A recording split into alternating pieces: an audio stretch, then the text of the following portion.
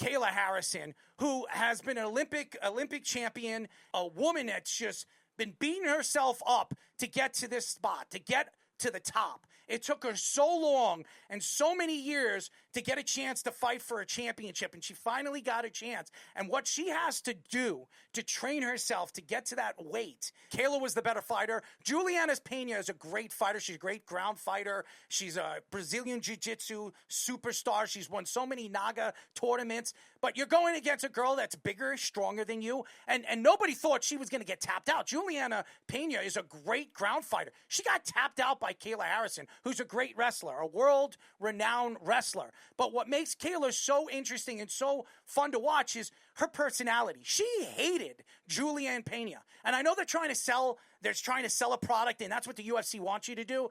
But they really disliked each other. And after the fight, the fact that KAYLA went up there and Pena went up to her and gave her a kiss and hugged her, and they were saying their piece and probably apologizing to each other.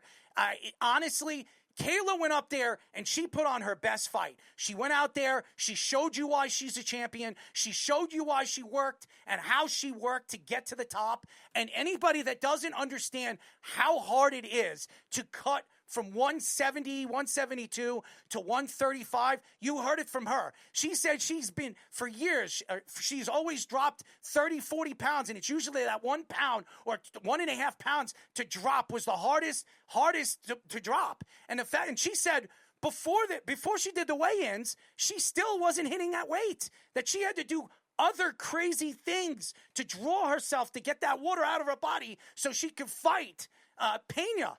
And I'll say this about Pena. She's a great champion. She came out and said, obviously, knowing that we know that Amanda Nunes is coming back to fight KAYLA Harrison. I think it's going to be a great fight, by the way. She said that she got next. And that shows you the type of champion she is and how much she wants to be on top again.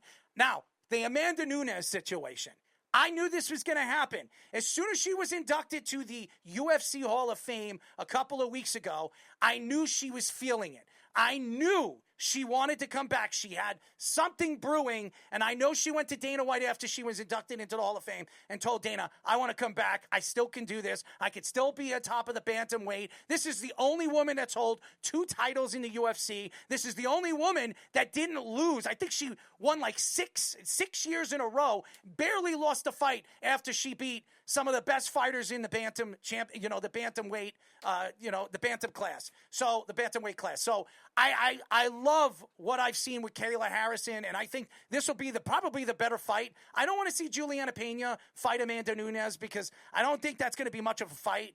I think these two they're heavy hitters. KAYLA Harrison's very strong. She's definitely capable of taking down Amanda Nunes, who's a Brazilian jiu-jitsu specialist who has heavy hands, some of the heaviest hands and punches we've ever seen a woman. I think she can knock out some of the men.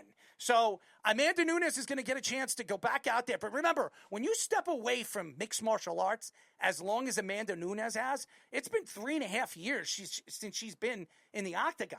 That's a long time. It's like Conor McGregor wanting to come back and fight some of these guys that have been fighting over the last couple of years. It's like you're asking to get beaten up. Now, I'm not saying Amanda Nunes is getting beaten up, but KAYLA Harrison's no pushover. She's not one person that you're going to say, hey, I'm going to shove you, and you're going to go down. This is a woman that's going to go at you. She's got a lot to prove. And like she said after the fight, she said that I'm finally where I want to be. And for all the women that have had kids and that have structured their lives around their children and working their asses off, this is for you. That is something that you respect from a woman that's worked her ass off to get to the top of the UFC. So congratulations to KAYLA Harrison. Now, as far as Merab is the best fighter the UFC has right now. You heard it from me. Merab is the best UFC mixed martial artist in the UFC right now. It's not even close. And right now, he has 13 wins in a row. I forget who has 15 wins, but there's another, I think in the welterweight division, 170, I think he has, I always forget his name. He has 15 wins in a row. So Merab has the second most wins in a row right now, consistently right now for the UFC.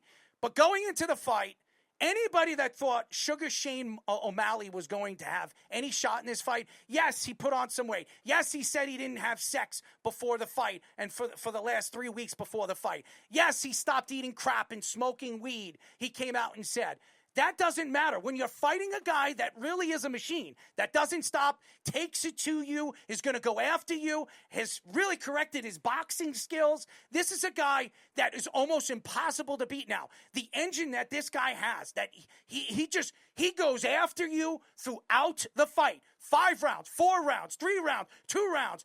He has a motor on him. That's why they call him the machine. This is the problem with guys like Conor McGregor and all these other fighters. They could go the first 2 rounds and then they die out, and they can't do anything against these wrestlers. This guy is one of the elite wrestlers the UFC's ever had.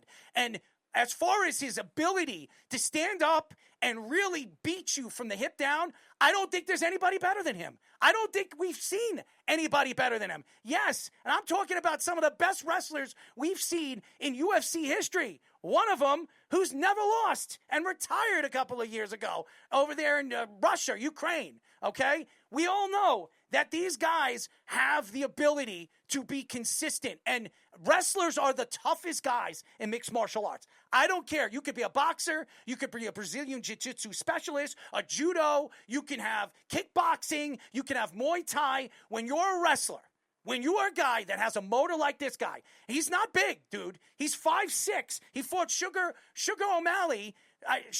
O'Malley was like 5'11", 5'10". This guy's 5'6", and O'Malley couldn't stand still. He was moving all around. A stand-up fighter, a boxing style of fighter. He couldn't do anything against this guy. Nothing. And remember, this guy's in his mid-30s. He's getting better now. He's getting better by the fight. Usually when you're young, O'Malley's like 28 years old. This guy's 34 years old, 33 years old. He's in his mid-30s, and usually they start to tail off. He's getting better. He's better. And by the way, this division, the bantamweight division right now in the UFC, for as far as the men's division, is the best in the UFC. It's not even close. The welterweight, the middleweight, the heavyweight, this is the best division. And there's nobody. He's gone through some of the best UFC fighters in this division the division's ever had. Hall of Famers he went through. So it is pretty incredible what this guy is doing. Merab, there's a reason why they call him a machine, and he is a machine. I don't know what they do with Sugar Shane O'Malley. I don't know where he goes. I don't know who they match him up against, because I've been saying this. I told you, Speedy, after this fight, after the fights on Saturday night, the problem right now with the UFC, they're trying to find a guy that is a crowd pleaser. O'Malley was a crowd pleaser.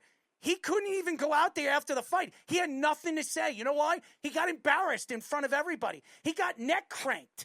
He got neck cranked by a guy that is not even a Brazilian jiu-jitsu artist. He's a wrestler. He cranked his neck, and he put him like a neck crank guillotine. It was unbelievable. Congratulations to Merab. And by the way, Long Island native Merab, who's training out of here on Long Island in the Longo Gym. I got a chance to see him last month train here in Long Island. This guy's a beast. He's such a nice dude. It couldn't fall better for anybody that we've seen come out of Long Island, New York.